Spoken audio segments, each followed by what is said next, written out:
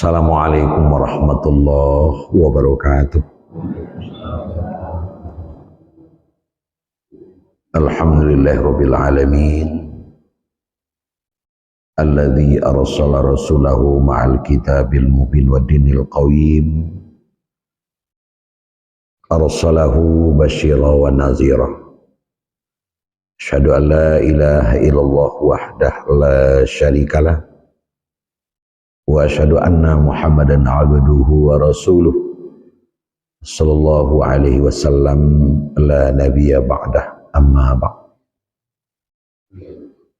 A'udzu billahi minasy syaithanir rajim. Bismillahirrahmanirrahim. Ya ayyuhalladzina amanu, wahai orang-orang yang beriman, syahadatu bainikum, kesaksian di antara kamu, idza hadara ahadakumul maut,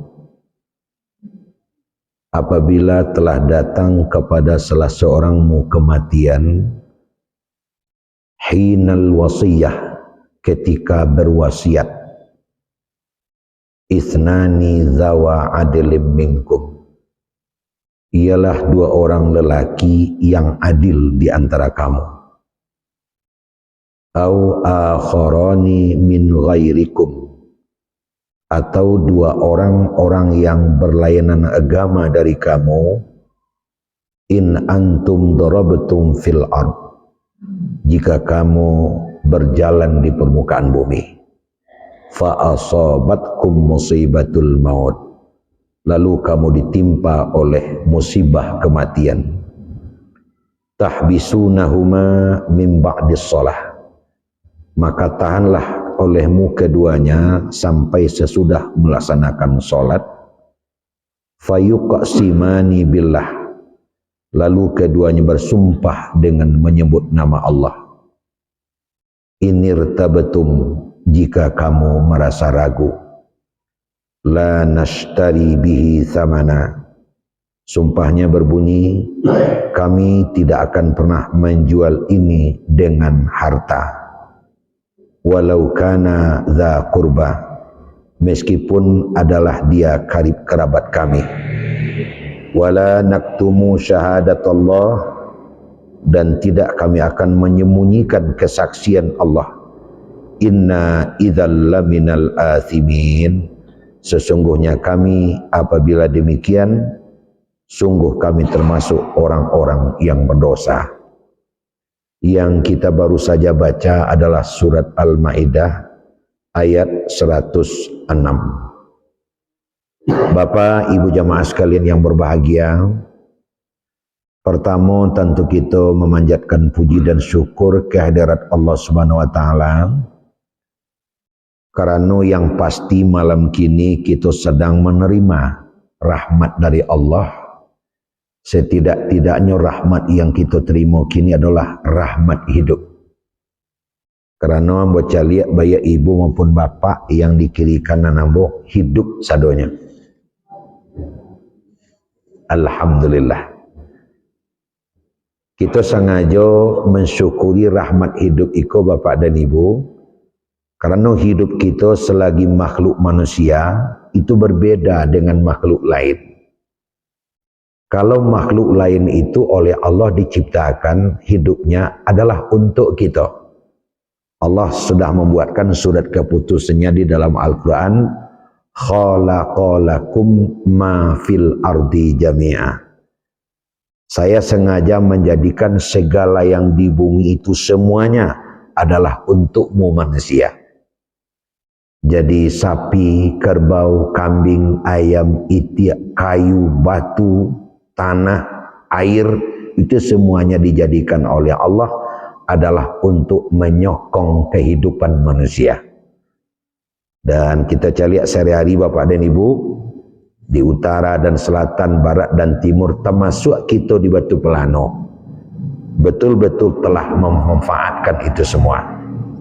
Kita sudah memanfaatkan kerbau, sapi, ayam dan nitiak nan awak makan setiap hari, termasuk berbagai macam jenis tumbuh-tumbuhan. Dan yang tidak kalah pentingnya seperti padi, melalui bareh nasi yang kita makan, ditambah dengan sayur-sayur dengan segala macam. Bahkan yang tak luput adalah ikan dari laut, walaupun jauh kita dari laut, tapi ada orang nama hantar ikan ke tempat awak. Dan itu tidak salah. Kenapa tidak salah? Karena memang seluruh selain kita, itu diciptakan oleh Allah adalah untuk kita. Nah, atas rahmat dan bantu itu, tentu sekali lagi kita bersyukur dan kita membaca Alhamdulillah. Kalau seluruh makhluk selain kita diciptakan adalah untuk kita sebagai manusia atau fasilitas hidup, lalu kita diciptakan oleh manusia untuk apa? Nah, ternyata manusia atau kita kasadu Allahannya itu diciptakan oleh Allah dengan maksud yang istimewa. Tak pernah Allah menciptakan makhluk lain yang serupa dengan tujuan penciptaan kita. Kita perlu garis bawahi Bapak dan Ibu, tujuan hidup awak yang menyepakati bukan awak.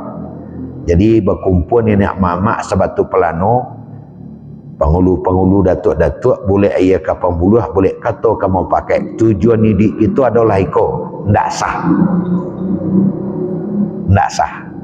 Karena yang punya hak prerogatif menentukan tujuan hidup manusia itu adalah sang yang menciptakan manusia itu sendiri, yaitunya Allah, Tuhan yang Maha Kuasa.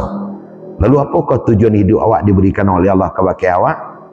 Nah, tujuan hidup awak adalah wa ma khalaqatul jinna wal insa illa liya'budun. Ambo tidak akan pernah menjadikan jin dan manusia kecuali tujuannya adalah untuk beribadah, untuk mengabdi kepada Ambo. Itu harga mati. Kok dibubuik matinya, kok dia sak layunya. Bapak dan Ibu sekalian, apa itu ibadah? Ibadah adalah beban tugas kita sebagai makhluk beragama. Makin banyak ibadah awak, makin terisi tujuan hidup awak. Makin tipis ibadah awak, makin kurang terisi tujuan hidup awak. Kalau tidak ada ibadah, berarti tidak melaksanakan tujuan hidup awak. Oleh karena itu, siapakah yang paling beruntung di dalam hidup? Yang paling beruntung dalam hidup adalah orang yang paling banyak ibadahnya. Baik itu ibadah-ibadah wajib ditambah pula dengan ibadah-ibadah sunat. Itu orang yang paling beruntung. Nah, oleh karenanya durasi atau waktu untuk melaksanakan ibadah sangat menentukan saketek banyaknya ibadah. Kalau kita diberikan oleh Allah hidup sebentar, saketek ibadah wajib. Tapi kalau kita diberikan oleh Allah hidup lama, banyak ibadah wajib. Makanya dalam setiap kita berdoa, itu yang selalu menjadi pamungkas di awak adalah kok rasaki murah, kok umur panjang. Tak ada lembur itu leh. Rasaki murah, umur panjang. Nah, dalam pengertian umur panjang tu supaya ibadah awak banyak.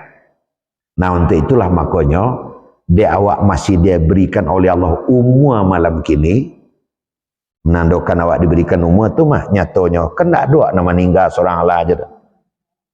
Kau ada nak meninggal datang juga kemari, balik datang lo dah kan serupa itu. Jadi seluruh kita masih diberikan oleh Allah yang namanya umur, yang namanya hidup.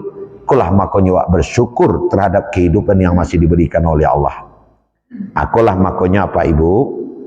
Kalau ada umat Islam kita ko jago lalok pagi ndak membaca doa jago lalok dia balantiangan namanya itu. Tu mahlai jago awak balik langsung awak baca sebagai wujud syukur awak. Alhamdulillahilladzi ahyana ba'dama amatana wa ilaihi nusyur. Segala puji bagi Allah yang kembali menghidupkan kami setelah kami mati.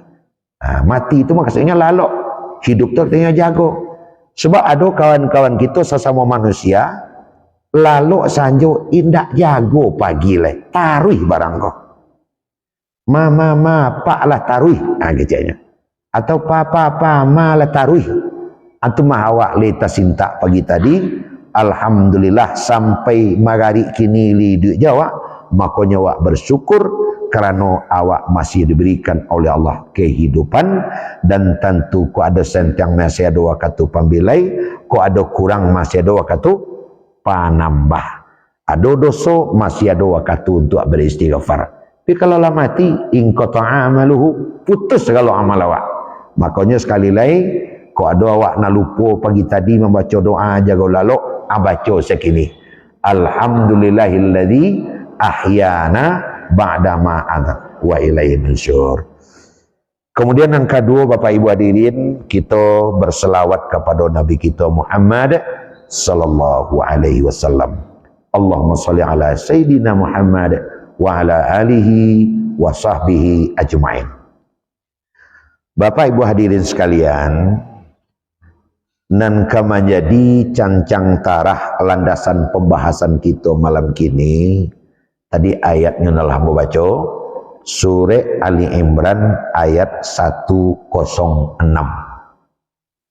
Bunyi ayat jok terjemahannya lah ambo sampaikan tadi. Judul besar dalam ayat ini adalah harta. Apa judul besarnya, Bu? Harta. Bahasa batu pelanonya harato. Banyak kajian-kajian di dalam Islam, tetapi tidak seunik kajian tentang harta. Al-Quran sangatlah langkoknya, kemudian ditopang dan disempurnakan oleh hadis-hadis Rasul.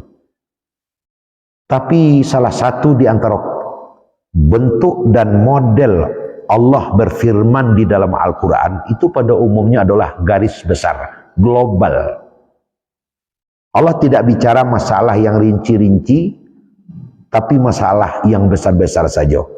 Sebagai contoh kita ambil, dalam Al-Quran hanya kita temui aqimus shalah, dirikanlah olehmu salat.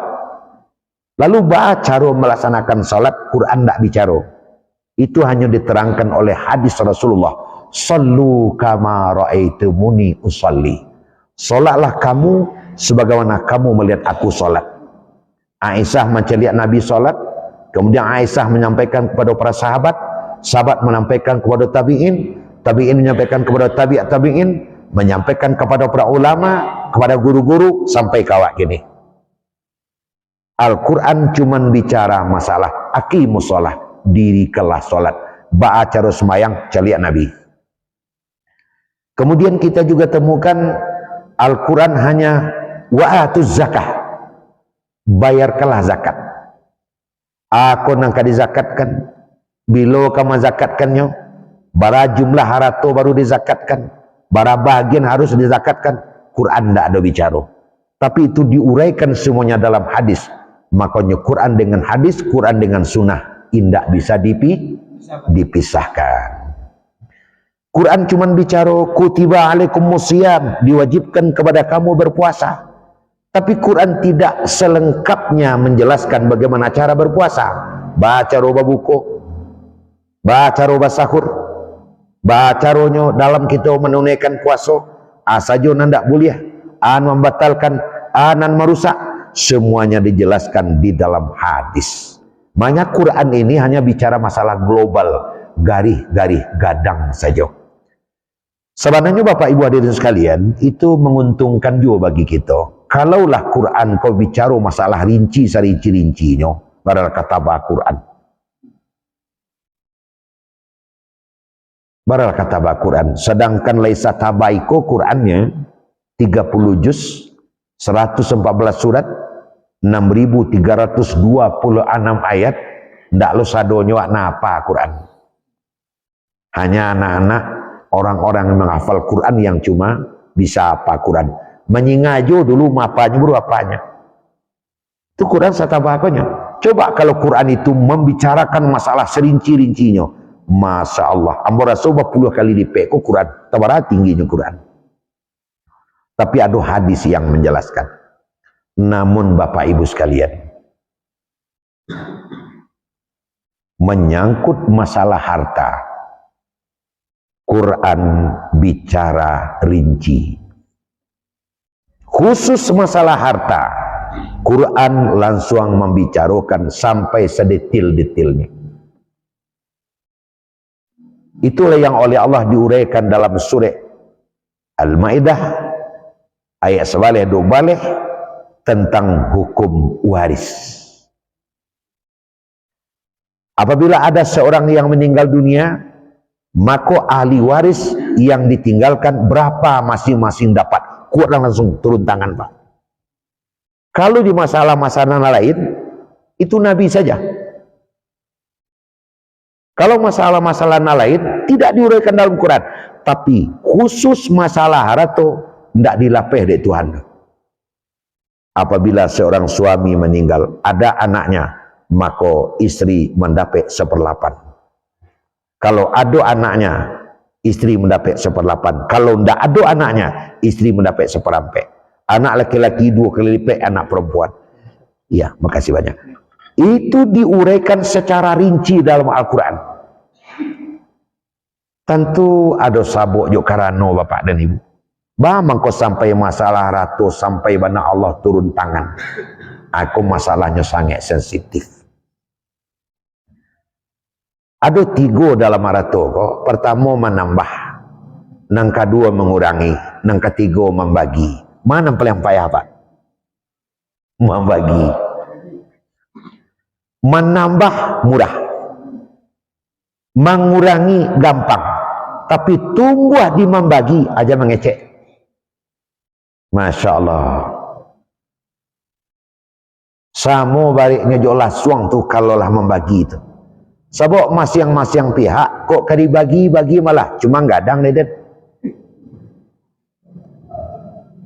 Kok kali timbang-timbang lah 6 barik bawa kemari.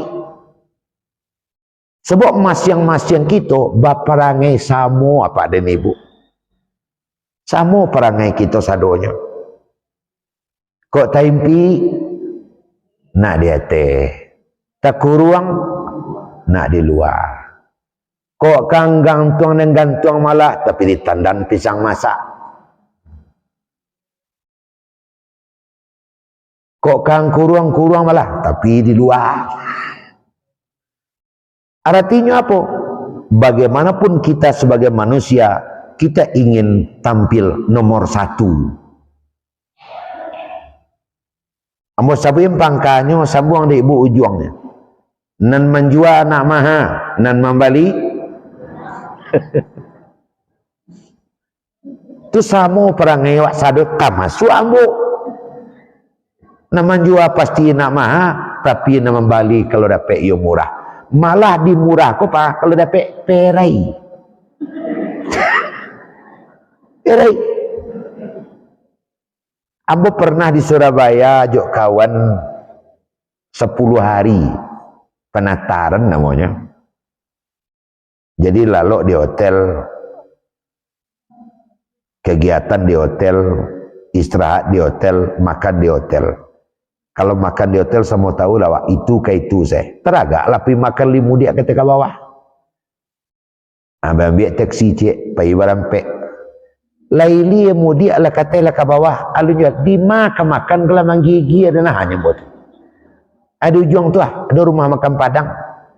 Rupanya orang awak kalau mencari tempat makan 3 sariknya Pak. Pertama banyak, nang kedua lama, nang ketiga cetak kok murah. Ada banyak, lama, murah. Kalau dapat ada lo kawan nama bayan, ada tu perangai sama sudahlah itu. Maksud apa? Banyak, lama, murah. Allah tahu tentang itu.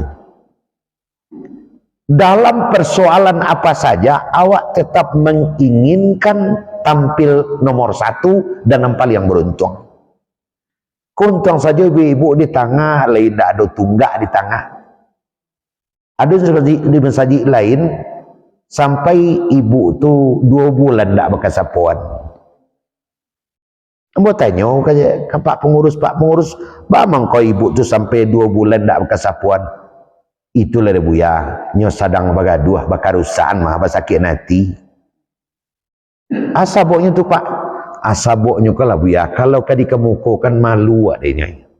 Apa tu? Baca rabui tunggak. Baca rabui tunggak baca ceritanya kok. Baca rabui mencari tempat bersandar. Jadi Bu Timah kau masuk ke masjid lebih awal. Balataan tas di situ dulu, baru pembimbing ulu. Balataan tas di situ kalau bahasa anak-anak kininya di booking namanya tu mah. Aku dem punyo, aku tas dan tandonyo, baru ambil ulu. Sebab kalau bawa tas sampai ambil dulu orang beko. Balataan tas di situ. Tu Mak Timah tadi. Rupanya waktu Mak Timah kau ambil masuk mak ani. Caliaknya makasih dan tujuan sama. Caliak kiralah dotas kawan di sini. Caliak suak kidali tidak ada orang nampaknya. Ambil tas tu nyalia ke tempat lain gantiin tasnya. Sadang maliah tas kau masuk Mak Timah. Tentu baca kak jadi ini.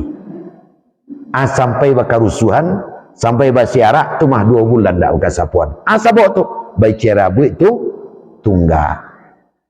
Jadi dalam hal-hal kecil seperti itu pun sebenarnya apa ada ibu dengan hendak wak singajo tipak dia apa ampamanya jan ibu jangan karena itu mau dia apa leh kini baralek kan prasmanan artinya transdiner bambi sulang-sulang kama apa itu namanya sandua nasi surang tentu tubuh dia ambil sambak surang untung saja pak ti boleh capek sambal masih banyak. Coba kapak tiba berdua lah terlambek. Sambar dua ini lah. Sayok cik, pao cik. Apa ambil nasi lebih dulu. Tiba di sambar pasti lebih dulu. Sayok pak ambil atau pao pak ambil. Ancak je jalih pak. Tanpa berfikir kepada kawan dan sesudah awak lah jalih juga tua gigi tinggal 2 lah. Tak perlu dah pak. Dan jalih dan tabah dagiang dan ambil. Cucu lah sayok tu dan ku je. Itulah perangai kita sebagai manusia dimanapun dan kapanpun ingin mendapatkan nomor 1. Kalau ndak dek gara-gara pemikiran bantu iko pak, ndak kemungkin awak membeli goreng berpilih lah goreng ber. Iyo berpilih goreng membeli goreng bu. Anak ibu cari pilihannya. Nanggadang nantaba. Nantaba tu apanya? Saruknya. Rabuaknya ambil selaga 2 kalau mali 2 mengarai kaca-kacari karuk goreng kawan marasai goreng kawan tapi itulah perangai awak pak kadang tiba anak di bungku rumah awak menjual lape kemari berapa lape yang cik 1000 berapa pak 2 nya pilih nyu karuk tangga lape kawan ni anak ibu cari itu sampai mengaduk kak yok anang kelipik daun manam banyak. Itu awak secara jujur punya pemikiran bantu itu. Kununlah dalam harta yang kita miliki di tengah-tengah kehidupan, terlebih harta pusaka. Ambo banyak kawan ambo pengusaha. Keciknya, buya ceknya. Ambo waria kakak waran buya. Tapi ternyata makin terasa deh boh. Kalau lah harato kau ndak ada urusan anak kecil. Dan tu makin terasa deh gitu. Tu penyuang, tu penyoden. Kau penyuang, tu penyoden. Putih, rata-rata silaturahmi, rara ukhuwah Islamiyah. Kalau ndak pandai-pandai. Masih ingat apa ibu di suatu tampek?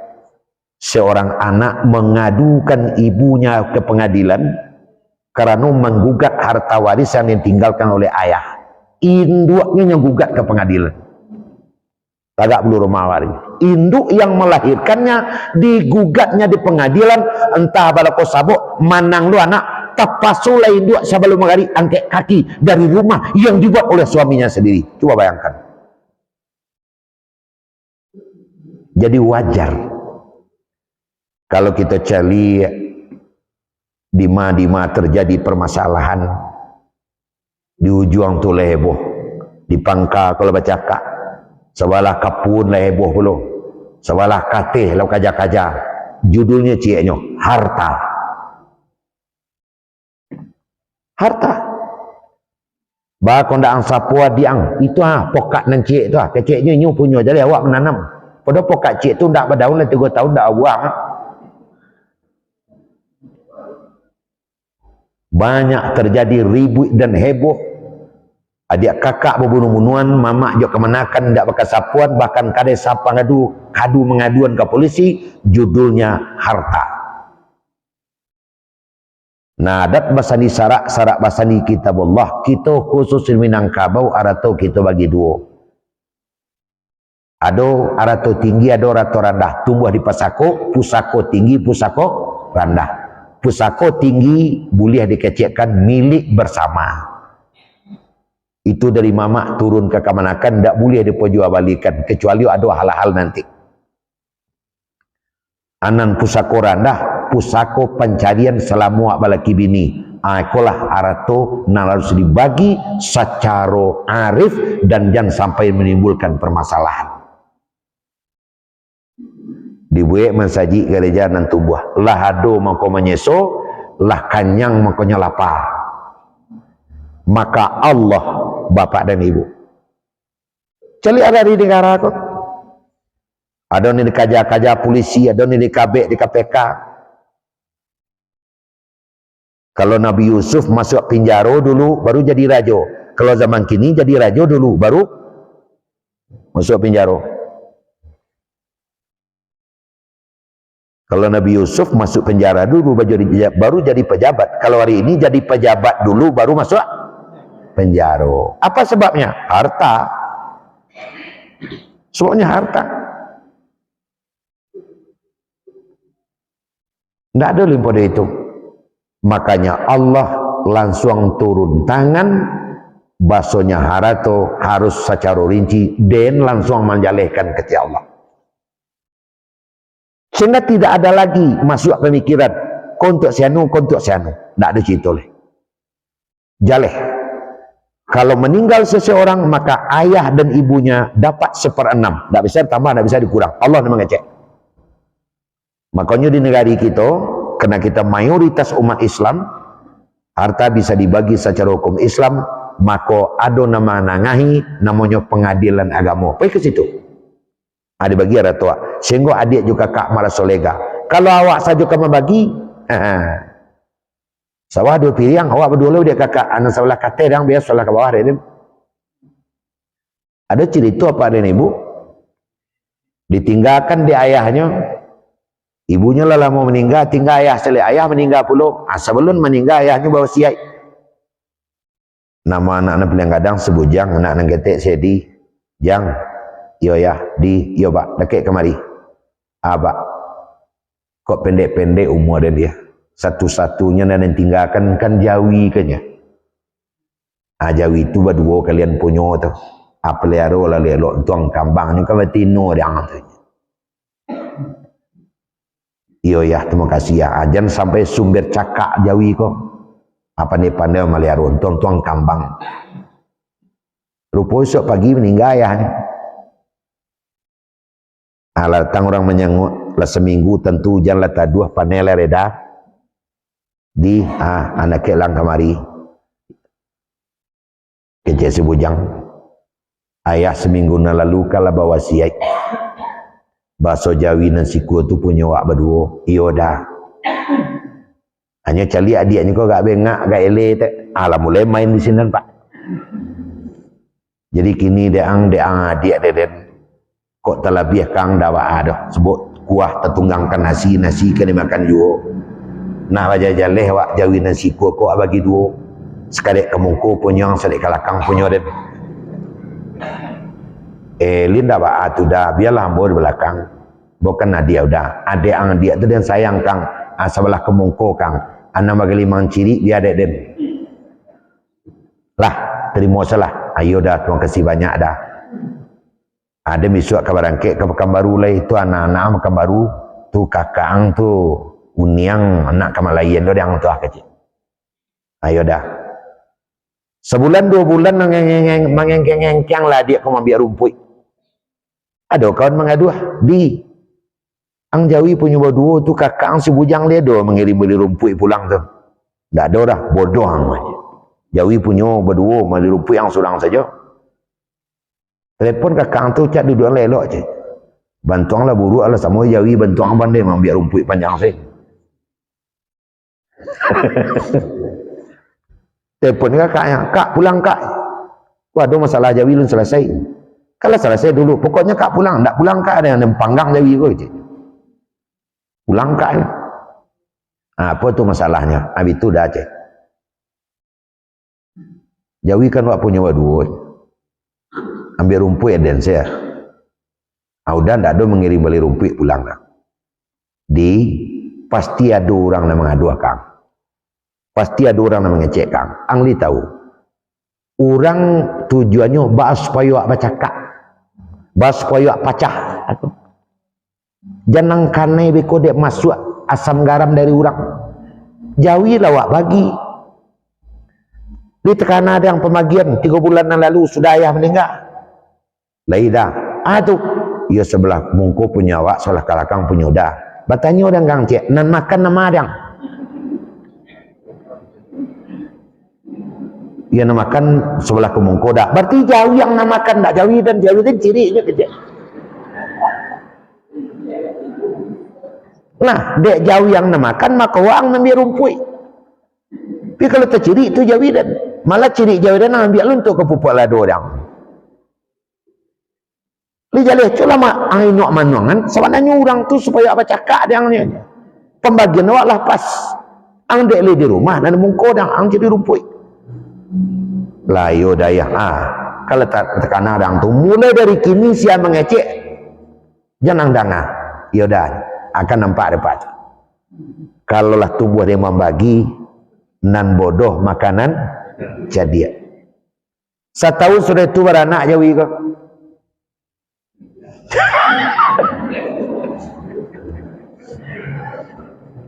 Jawi beranak dah. Ayo tu mah. Rajinlah ambil rumput kadang anak. Setahun umur anak Jawi pulang udahnya. Ya dah. Nak Jawi kalian jual mah. Anak di Pekanbaru ke kuliah seorang. Ayo ndak ada dah. Panik dia ambil rumput yang naknya lapar warna banyaknya makannya. Kok tak jual 6 juta kan 3 juta seorang dah. Aja mengecek anak Jawi dia punya. Berdua lah punya dah. Akan dia pakang tu. Nambar anak Jawi dan dia lihat yang. Malah Jawi dah. Jawi yang berdua malah. Anak Jawi 5 kali ada. Belakang dah. Berarti Jawi ada nambar anak. Maka nak Jawi punya dan. Akulah masalahnya deh Pak. Kalau dalam masalah membagi lah pasti lalu makanan jago, bodoh makanan jadi. Maka Allah langsung turun tangan. Bapak Ibu hadirin sekalian, itu sengaja saya sampaikan untuk lebih memahamkan pahamnya, babayonya. Dalam ayat yang kita baca tadi, Allah Subhanahu wa taala menyebutkan salah satu permasalahan harta adalah wasiat. Baso jangan sampai awak salah berwasiat. Setiap kita nan punya harta diberikan oleh Allah wewenang untuk berwasiat, tetapi wasiat itu memang tidak boleh kepada mewaris, kepada ahli waris. Sebab kalau ahli waris lah ada ketentuan beradapnya. Cuman kepada siapa kita berwasiat? Umpamanya ada anak adik tinggal sama Jawa, sebab saja dari keteknya lah yatim piatu. Adik awak meninggal ketua melayakan, sementara ayahnya meninggal setahun sudah itu Jawanya tinggal lagi. Nah kalau ada tu bandonan awak punya, itunya bukan tak dapat waris sama sekali itu. Maka awak boleh berwasiat kan ya. Jangan kalian bersama-sama datang kemari, adik nan seorang, kalian kelas sama tahunnya berbeda. Hanya nanti kalau kalian bagi ratus secara warisnya tak dapat itu doh. Maka sawah nan sebelah ke situ dan agen tu inyo. Jangan kalian gaduh boleh. Itu namanya wasiat. Atau mungkin anak angkek sama sekali. Mungkin anak yang kita pungut, mungkin anak yatim yang kita pelihara di rumah kita. Ya nak, atau mensaji sebelah rumah tak sudah-sudah. Atau panti asuhan sebelah rumah awak taniak di situ. Sampaikan kepada ahli waris awak, bahwa awak berwasiat diagihkan sekian untuk tampek-tampek itu. Nah, cuman Allah memberikan aturan harta yang diwasiatkan itu tidak boleh lebih dari sepertiga. Kok 3 juta wak punya rato nan buliah diwasiatkan hanya 1 juta. Nan 2 juta itu harus kepada ahli waris. Jangan sadonya itu menganguasi ahli waris. Lalu buliah hanya sepertiga. Kok 3.000 peti wak 1.000 nan buliah wak untuk asianu. Nan 2.000 itu dibagi oleh ahli waris. Nah, Bapak Ibu sekalian, oleh karena itu berwasiat, maka orang yang hadir di saat kita berwasiat sangat menentukan sekali. Sebab Allah mati. Nah, ayat yang hamba baca tadi, baiklah hamba sampaikan dulu asbabun nuzulnya. Ada 2 orang yang beragama Nasrani. Pertama namanya Tamim bin Ari. Yang kedua namanya Adi bin Badak. Ini adalah 2 orang Nasrani, beragama Nasrani, tapi memiliki hubungan yang sangat harmonis dengan kaum muslimin. Profesi sehari-harinya adalah berniaga, manggaleh. Maka salah satu di antara tampeknya manggaleh Makkah, nya bolak-balik Syam Hijaz, lalu singgah ke Makkah. Dan Rasul pernah membeli perniagaannya karena hubungannya dengan Rasul sangat baik, dengan kaum muslimin sangat baik. Ini juga sekaligus menggambarkan Bapak dan Ibu, bahwa Nabi dan para sahabat juga bersahabat baik dengan orang non-muslim selagi non-muslim itu berbuat baik kepada kita. Di waktu Nabi kita Muhammad SAW pindah ke Madinah, maka Nabi mengode Tamim dan Adi, silakan datang ke Madinah untuk menjual barang-barangnya. Jadi memiliki hubungan sangat dekat dengan kaum muslimin. Nah, peristiwa yang terjadi menyangkut dengan ayat ini, satu ketika Tamim dan Adi ini pergi bertiga dengan salah seorang teman namanya Mubaddil bin Abu Maryam, seorang muslim, menuju Syam. Jadi bertiganya baik Islam, namanya Mubaddil, kemudian Tamim dan Adi. Tuhan mentakdirkan antum darabatum fil ardi fa asabatkum musibatul maut. Di tengah jalan Mubaddil ini sakit. Jadi bantu awak di Batu Pelano berjalan ke Sangka. Tibo laki-laki ada baso tu berjalan kaki sakit. Dan sakit itu musibatul maut, sakit yang mungkin membawa kematian. Nya sakit penyebab bisa awak meyakini dakek kepada kematian ku 2, Bu. Pertama, umur lah terlalu. Jadi kalau lah 90 tahun umur awak lah kepala 9 lah kepala 8, ajan diharuk je hidup sampai 10 tahun lagi. Sebab emak guru karena sudah membiak tua, kanan manang kalau lah kepala 8 itulah dakek, itulah pukul 4:30 hari itu, mungkinlah 4:30. Jadi kalau ada terasa gak lain di badan, capek awak berwasiat. Atau mungkin masih umur awak kepala 4, kepala 5, muda baru, tapi sakit dan derita terlalu barek, capek berwasiat, itu kasihnya. Nah, jadi Mubaddil ini di tengah jalan terasa sakit, yo barek sakitnya. Jantung tu mengepeh. Akhirnya mengecek lanjut ke Tamim jo Adi ke. Kan orang Kristen dah. Tamim, yo Mubaddil, Adi, yo Mubaddil. Kok dulu muadan di siko wasiat dan kepada kalian nombor 2, tolong sampaikan harta yang kita bawa ini ke keluarga saya di Madinah. Ini wasiat. Baik-baik, sekarang makanlah obat dulu. Tidak bara saat setelah itu meninggal. Nah, oleh Tamim dan Adi, harta perniagaan yang ada itu memang karena sudah dimasukkan ke dalam karung, dibawa ke Madinah dan diserahkan kepada keluarganya. Kalau secara orang Islam, alhamdulillah. Setelah diserah terimakan kepada keluarganya di hadapan Rasul dan para sahabat, Maka Tamim dan Adi pun mohon diri untuk pergi. Setelah Tamim dan Adi pergi, dibukalah karung tadi. Ternyata di dalam karung itu ada secuil kertas, dan kertas itu berisi catatan apa saja haratun nanado dalam karung. Tamim dan Adi tidak tahu. Diperiksalah. Ini, itu, baju, serawa, kinsaruang, cukup. Kecuali ada satu yang tidak berjumpa, yaitu cangkir berbalut emas. Maka disampaikan kepada Rasul, ya Rasul, dari sekian macam harta yang tertulis di dalam surat itu, ada satu yang tidak berjumpa. Apa itu? Cangkir berbalut emas. Oh gitu ya? Iya. Tolong cari Tamim dan Adi balik.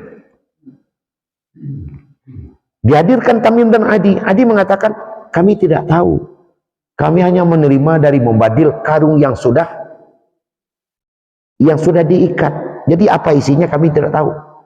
Oleh karena jawabannya adalah seperti itu, saksi juga tidak ada, maka orang yang bertanya pun habis main. Akhirnya telah tak salah masalahku beberapa saat. Bapak dan Ibu, ternyata setahun setelah itu, keluarga Mubadil ini pergi ke Mekah, nampak dehnya orang Mekah memakai cangkir itu. Kan paham Bapak Ibu ceritanya? Maka oleh keluarga Mubadil ditanya, Melano, galah Melano.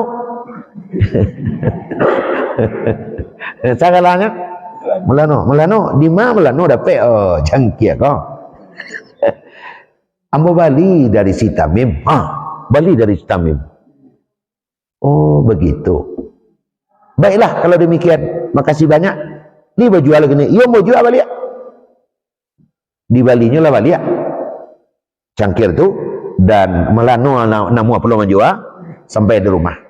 Dia sampaikan lagi kepada Rasul, ya Rasul, kok cangkir kau basuh dia ambo. Melano rupanya nama makai. Kecek Melano ya di balinya dari Tamim. Tamim kok maju lah ni kok. Tamim maju ada. Anggalan. Tapi dia katanya sudah beli. Cari Tamim balik jasnya Adi. Cari kembali. Nah Bapak Ibu, apa jawab Tamim? Itu tidak salah.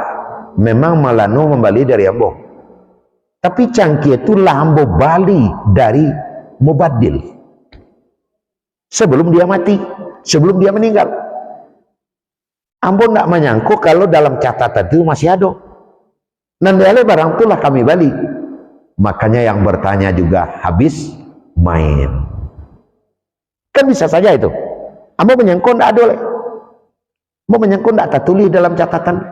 Kalau ambo tahu bahasa masih ditulis, itu coret itulah ambo balik. Ambo sampai nganyum itu. Oh begitu? Iya. Akhirnya aman saja. Tapi apa yang terjadi Bapak Ibu sekalian? Tahun yang ke-9 Hijrah, Mekah ditaklukkan oleh Rasulullah. Rasul beserta persahabat sudah tinggal di Mekah. Tamim dan Adi masuk Islam. Asyhadu an la ilaha illallah wa asyhadu anna Muhammadar Rasulullah.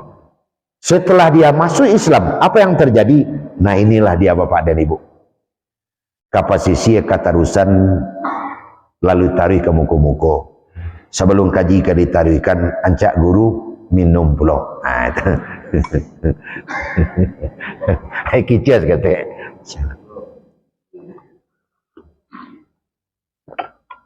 Sadaguanya. Nah Bapak Ibu, setelah dia masuk Islam, Tamim dan Adi, ndak barari setelahnya masuk Islam Pak, nyo datanglah kepada Rasulullah. Nah, ada apa kabar berita Rasul? Kok didatangi saya sebagai Rasul? Begini Rasul, sodaqah Rasulullah, engkaulah yang benar Rasul, kami yang berdusta. Sebenarnya memang cangkir itu dulu kami ambil dari dalam karung itu. Kemudian kami jual 1000 dirham dan uangnya kami bagi 500 orang. Sekarang Rasul hadirkanlah keluarga dan ahli waris dari Tamim maka kami akan mengembalikan uang itu 500 seorang atau 1000 dirham. Jadi Bapak Ibu, apa poinnya di sini? Pertama, perlunya saksi yang jujur, dan yang kedua, kesadaran Tamim dan Adi baru muncul setelah masuk Islam. Nah Bapak Ibu sekalian, mangguk-angguklah Rasul. Rasul tidak marah. Kalau cerewak kini itu dilampang 2 kali lu. Lampang suat lampang 3, tak belakang dia gi kue celai. Baru diimbau. Nabi tidak. Ditokok punggung dari Nabi. Alhamdulillah, terima kasih kau sudah sadar.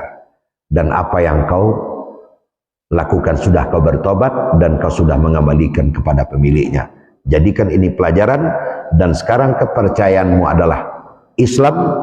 Untung-untung engkau menjadi penganut Islam yang taat. Dan ternyata memang setelah itu dia menjadi sahabat Rasul yang sangat dekat dan banyak perjuangnya untuk Islam. Nah Bapak Ibu, tak lama setelah itu, hanya hitungan detik, turunlah ayat yang saya baca tadi. Ya ayyuhalladzina amanu, hai orang-orang yang beriman, syahadatu bainikum idza hadara ahadakumul maut, kesaksian di antara kamu apabila sudah datang kepada seseorang kamu kematian, hinal wasiyah, ketika berwasiat, ithnani zawa adilin minkum, adalah 2 orang laki-laki yang punya keadilan di antara kamu.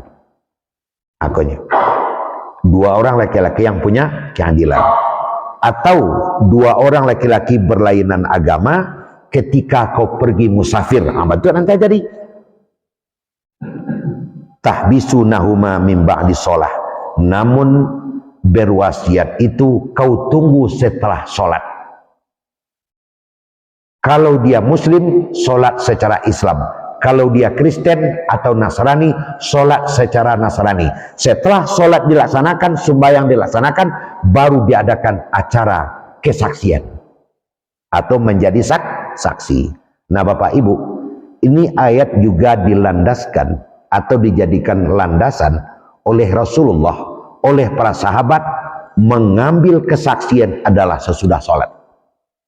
Dan sholat yang dimaksud di sini oleh Rasulullah adalah sholat asar. Kenapa sholat asar? Karena biasanya orang sesudah sholat asar sudah pray dan tidak bekerja lagi. Makanya sudah berkumpul di masjid. Maka sampai dalam pemerintahan Islam di zaman Rasul, pelantikan pejabat, mengambil saksi atau sumpah pejabat di masjid. Dan itu dilaksanakan oleh Rasul setelah para sahabat yang akan dilantik itu berwudu dan setelah melaksanakan sholat.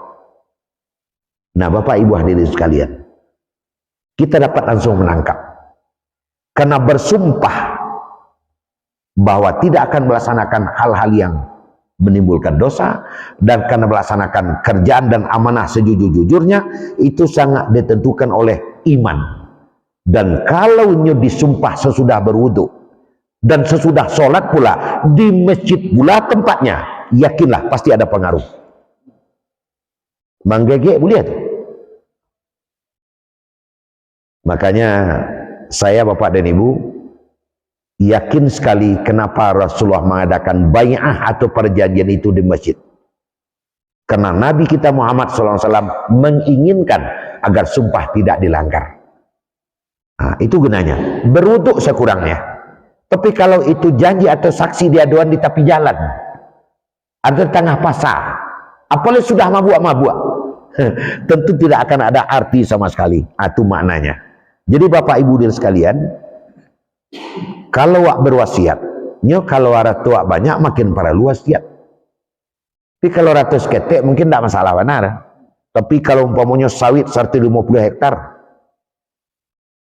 rumah 6, oto 9, piti di bank adolo agak 50 miliar. Itu kalau tidak ada wasiat, maka jumpa orang tinggal awak tuh. Makanya harus ada wasiat. Bagaimana cara pembagiannya? Kalau bagian waris saja tidak perlu wasiat dong. Sebuah ada dalam Quran. Tapi apa? Wasiat di atas itu diberikan kepada orang yang punya harta, wewenang hartanya itu diberikan kepada siapa saja, tetapi tidak boleh lebih dari sepertiga. Itu Bapak dan Ibu sekalian, item yang disampaikan atau jurus yang disampaikan malam kini, terutama bagi kita, jangan sampai wak meninggalkan ahli waris awak, muwaris awak, terutama anak-anak. Arato nan wak tinggalkan menjadi sumber cakap bagi mereka, dan itu sudah banyak kita lihat di mana-mana. Sawah ini kau dah sana ambil sawah sinan awak je ni. Ada sawah nan baragi ada ambil, sawah nan kareh sebuah batu yang kada je. Kan heboh jadinya. Di situ harus ada kearifan awak. Awak hanya bisa membagi dan menyampaikan seketika awak masih hidup. Makanya baginalah raso-rasonya 5:30. Lah raso-rasonya 6 keraf perampek. Sebab tabu kalau lawunya ibu magari pasti tiba, tak ada cerita lain. Jam berantakan beko. Kenapa harus ada saksi seperti yang saya sebutkan? Karena di zaman itu lu nado tulis manulih. Nah kalau zaman kini dan sebenarnya Pak Sarifuddin tidak begitu payah dah. Kenapa? Karena sudah ada tulis. Sudah ada tulis, bahkan kalau gak gadang dibawa ke muka notaris, itu tangani aman negari. Maka saya menyarankan kalau hari ini bagi kita yang juga hartanya agak banyak, wasiat itu ditulis sedemikian rupa, ditandatangani, pakai materai dan disahkan pula oleh notaris. Aman anak awas meninggal awak beko. Tak ada masalah leh. Tapi kalau tidak namanya pasti. Kok kang bagi malah, tapi kadang leden. Itu jadinya bantu pembagian jawi tadi kan kabur gambar tu. Nampaknya dia ko bodoh nyalu saya namakan marang mukul kang kan tak masuk tu. Tapi nampak nyu makan dia juga. Ndak ada. Kalau di arah tu kadang dun sana ndak ada terus. Makanya kita hati-hati dalam masalah ini. Allah lah mewasiatkan kepada awak. Jadi ya Pak Ibu kasolok tarik kasujunjuang padang subuh suak tiba di situ hari pagi. Dia kata istana dalam masuk tentu mengaji langsung baranti. Banyak maaf, mudah-mudahan akan ada manfaatnya bagi kita bersama. Wassalamualaikum warahmatullahi wabarakatuh.